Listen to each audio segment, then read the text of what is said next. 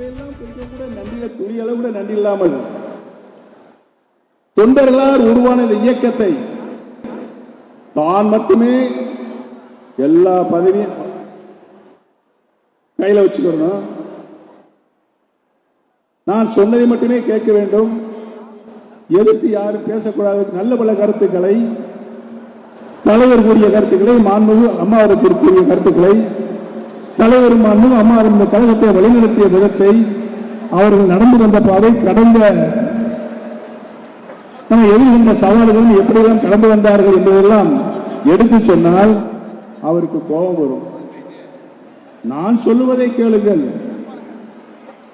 அப்படி என்று சொன்னால் தலைவரையும் புரட்சி தலைவரையும் அவமரியாதை செய்ய ஒரே நாள் திரு எடப்பாடி பழனிசாமி தான். இதற்கெல்லாம் முடிவு கட்டி நம்முடைய இயக்கம் கழக தொண்டர்களின் உரிமையை மீட்கின்ற களமாக இன்றைக்கு இருக்கிறது. இங்கே கீழே உட்கார்ந்திருப்பவர்கள் நாளை இங்கே வந்து மேலே உட்கார வேண்டும். தலைமை கழகத்தினுடைய அத்தனை பொறுப்புகளில் அதைத்தானே புரட்சி தலைவர் எம்ஜிஆர் அவர்கள் விரும்பினார்கள். அதற்காக தானே கழகம் உருவாக்கப்பட்டது. விட்டாதார்கள் வினாசதார்கள் தான் பட்டம் பதவிகள் என்று இல்லை, கழகத்தில் இருக்கக்கூடாது என்று புரட்சி தலைவர் அவர்கள் மனதார எண்ணினார்கள். அவரை திமுகவிலிருந்து விலக்கும் போது அத்தனை திமுக மாவட்ட கழக செயலாளர்களும் ஒரே ஒரு எம்எல்ஏ மட்டுமில்லாமல் அத்தனை எம்எல்ஏகளும் புரட்சி தலைவரை விலக்குவதற்கு கையெழுத்திட்டார்கள்.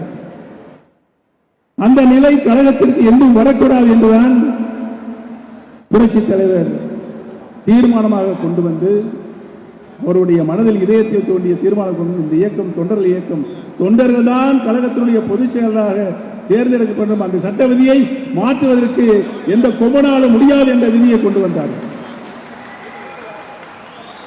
இதெல்லாம் அவங்க கழகத்தினுடைய தலைமை பொறுப்புக்கு வந்தவர்கள் செய்கின்ற அவமரியாதை. நம்மை வளர்த்தவர்கள், நம்மை சட்டமன்ற நாடாளுமன்ற உருவாக்கியவர்கள், அமைச்சராக உருவாக்கியவர்கள், ஒரு சாதாரண தொண்டன் கூட முதலமைச்சராக வர முடியும் என்று இந்த கழகத்தை பக்குவமாக கொண்டு சென்றவர்கள், ஒரு தொண்டன் கூட கழகத்தின் உச்சபட்ச பதவிக்கு வர முடியும் என்று நம்மை எல்லாம் பக்குவமாக வளர்த்தவர்கள்.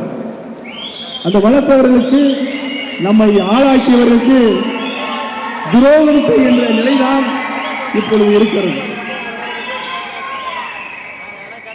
இந்த நிலை நீடிக்கலாமா?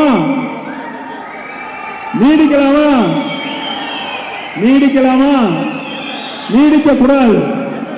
அதற்காகத்தான் நாம் இன்று தமிழ்நாடு முழுவதும் மாவட்டம் தோறும் கழக தொண்டர்களே உங்களுடைய உரிமையை பறித்த நாசகார கும்பலுக்கு சரியான பாடம் புகட்டுங்கள் என்று சொல்வதற்காகத்தான் நாங்கள் வந்திருக்கிறோம். சரி, இந்த போராட்டம் உணர்வுபூர்வமான போராட்டம்.